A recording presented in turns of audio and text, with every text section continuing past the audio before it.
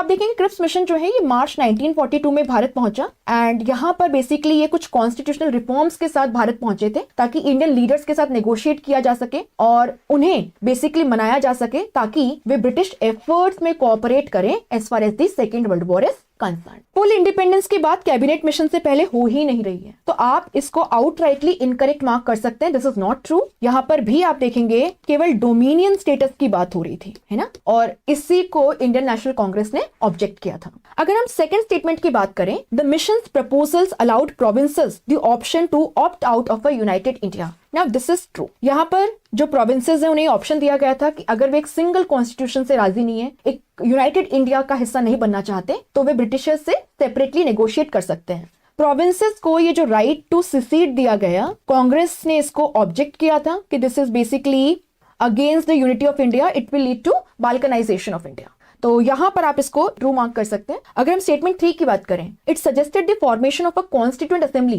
To draft a new constitution exclusively for British India. Now इसका जो first part है वो तो सही है कि यहाँ पे कॉन्स्टिट्यूएंट असेंबली की बात हुई थी जो एक नया कॉन्स्टिट्यूशन ड्राफ्ट करेगी, लेकिन क्या ये एक्सक्लूसिवली फॉर ब्रिटिश इंडिया थी? तो ये जो सेकेंड पार्ट है ये इनकरेक्ट है। इसीलिए एग्जाम में हमेशा आपको मेक श्योर करना है कि आपको क्वेश्चन के हर एक पार्ट को, हर एक स्टेटमेंट को, स्टेटमेंट के पार्ट्स को बहुत ही केयरफुली पढ़ना है। अब आप यहाँ पर देखेंगे कि यहाँ पर जिस कॉन्स्टिट्यूएंट असेंबली की बात हो रही थी, it included both the British Indian territories, है ना, जो डायरेक्टली ब्रिटिशर्स के कंट्रोल में थी, as well as the territories of the princely states जिस पर ब्रिटिश क्राउन की सॉवरेंटी थी।